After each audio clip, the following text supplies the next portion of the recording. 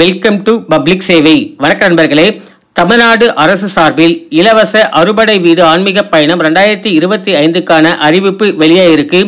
அறுபடை வீடு கட்டணமில்லா ஆன்மீக பயணம் மூத்த குடிமக்கள் எப்படி விண்ணப்பிக்கலாம் அப்படிங்கிற முழுமையான இன்ஃபர்மேஷன் இந்த வீடியோ மூலமா நாம பார்க்கலாம். ஏதாவது ஒரு ப்ரௌசர் ஓபன் பண்ணிக்கோங்க. அதுல tnhrc.in அப்படின்றத சர்ச் பண்ணுங்க. அதுல ஃபர்ஸ்ட் லிங்க் கொடுத்துருப்பாங்க, தமிழ்நாடு அரசு இந்து சமய அறநிலையத்துறைன்னு சொல்லிட்டு அதை கிளிக் பண்ணுங்க. கிளிக் பண்ணீங்கன்னா இந்த மாதிரியான பேஜஸ் உங்களுக்கு ஓப்பன் ஆகும். டைரக்ட் லிங்க் டிஸ்கிரிப்ஷன்ல கொடுத்துருக்கேன், அதை நீங்க டச் பண்ணா கூட டைரக்டா இந்த பேஜஸ்க்கு நீங்க வந்துடலாம். அறுபடை வீடு ஆன்மீக பயண சுற்றுலா அப்படின்னு சொல்லி கொடுத்துருப்பாங்க, அதை நீங்க கிளிக் பண்ணீங்கன்னா நோட்டிபிகேஷன் PDF ஓப்பன் ஆகிடும். அதுல செகண்ட் பேஜ்ல அப்ளிகேஷன் ஃபார்ம் கொடுத்துருப்பாங்க.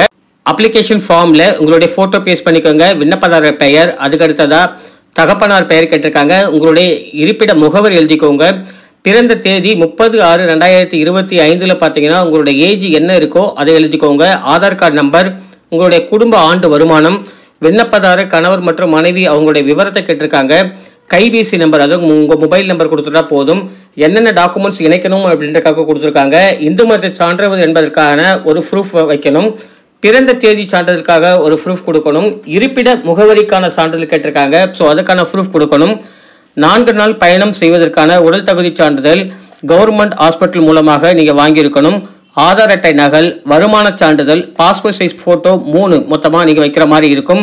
ஃபைனலாக உறுதிமொழி கொடுத்துருக்காங்க. உறுதிமொழியை பொறுத்தளவுக்கு பயணத்தின் போது 4 நாட்களுக்கு தேவையான அத்தியாவசிய பொருட்கள் மற்றும் மருந்துகள் அனைத்தும் என்னிடம் கொண்டு வருவேன் அப்படின்றதுக்காக உறுதியளிக்கிறேன் அப்படின்னு சொல்லியிருக்காங்க.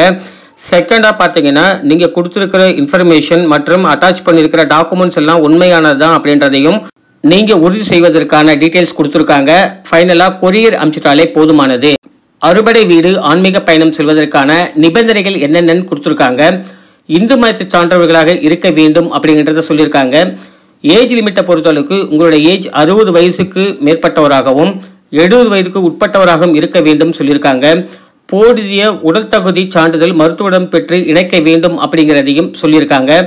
அறுபடை வீடு ஆன்மீக பயணம் செல்லும் பக்தர்கள் தற்போது வசிக்கும் வீட்டு நிலையை முகவரியை ஆதாரமாக கொடுக்க வேண்டும் அப்படிங்கிறதையும் சொல்லியிருக்காங்க.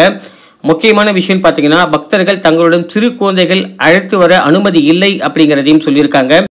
விண்ணப்பதாரில் அருகில் உள்ள இந்து சமய அறநிலையத்துறை இணை ஆணையர் அலுவலகத்தில் உரிய தேதிக்குள் பெற்றுக்கொள்ளலாம் மற்றும் சமர்ப்பிக்கலாம் அப்படிங்கிறத சொல்லியிருக்காங்க.